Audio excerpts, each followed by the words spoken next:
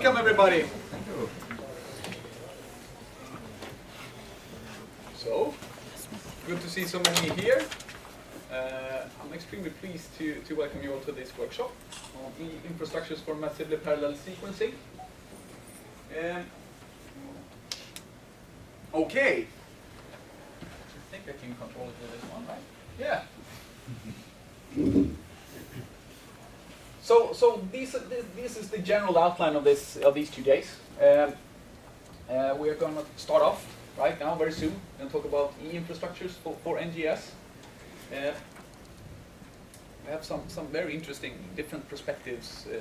It's a bit of a Nordic focus and some in Italian to spice it up. We're going to do this until lunch. Lunch is going to be catering, so we're going to be outside here. After lunch, we're going to go back into this room, and we're going to hear some presentations about NGS pipelines in action. We're going to have a very short session on clinical data management. Unfortunately, Daniel Klevebring called me this morning and said he was very sick, so he could not make it here, unfortunately. This is sad. On the positive side, that's the only speaker that I know of that will not be able to make it here. So, yeah. I don't know if that's good or bad. I think we have 17 speakers, so 1 out of 17 in these times. Yeah. We'll see. We're going to have a knowledge cafe. I'm going to get back to that a little bit, how that works in practice. Tomorrow, actually, I didn't write that in the end here, but there's going to be a dinner here. And we'll get to that, a separate slide for that later in practical matters. Tomorrow we're going to start off, day 2, talk about workflow systems, get a short introduction to some of the frameworks that people use to automate bioinformatics. We're going to do that until lunch. We're going to have a shorter session on virtual machines and NGS. There's going to be some extra talks in that session as well, and we're going to continue with some tutorials. So I mentioned that there's going to be a knowledge cafe today. So you might ask yourself, what is that? Maybe you have been to some, or maybe you have not. It's not really that special. It's more a forum that you sit down and you discuss topic in a subgroup. So let's call it a breakout session or a subgroup. So we will have 4 different rooms having 4 different topics. They're going to be 2 rounds, so you're going to be able to visit 2 rooms. They're going to be about 40 minutes each, and they're going to be led by one of these people mentioned here on the screen. So why do we do that? Well, one of the motivations for having this workshop is really to try to get together some of the experiences and some of the visions of the people in this room. So we are going to have some talks, some discussions, and we're going to think, okay, so for e-infrastructures planning ahead, okay, what's your thoughts? What are your thoughts about this? Where are we going? Where are we heading?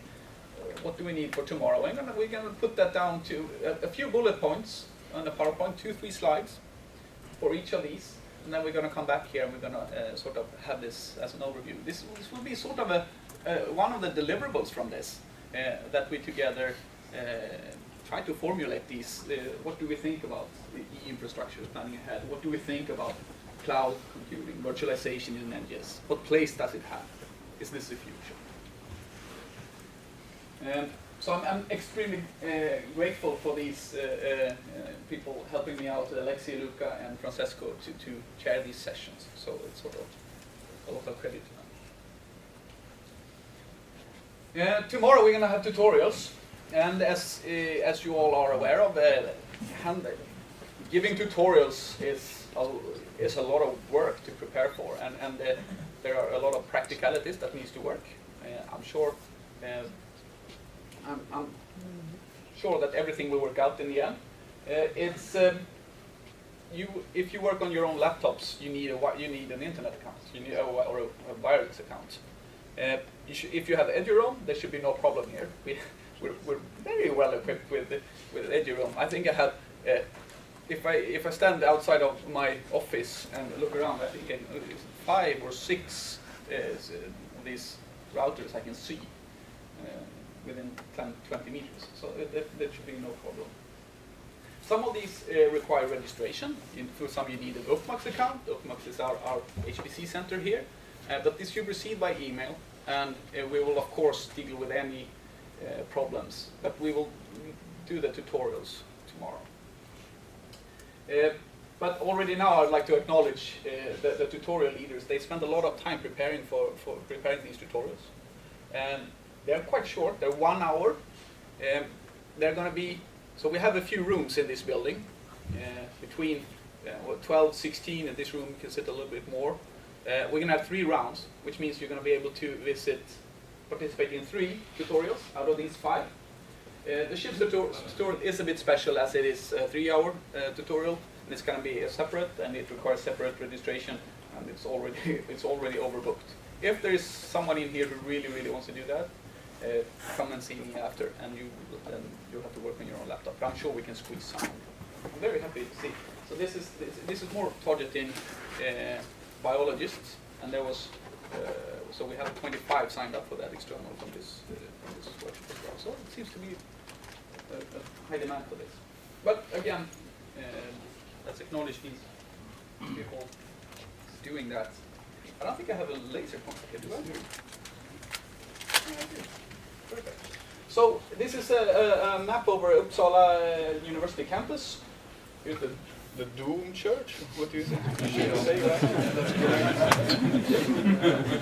I like that. The cathedral. We have Uppsala Biomedical Center. We are here. This is where we are now. This is the hospital. Over here is the Ångström laboratory. There's a lot of material chemistry and sort of mathematical information sciences.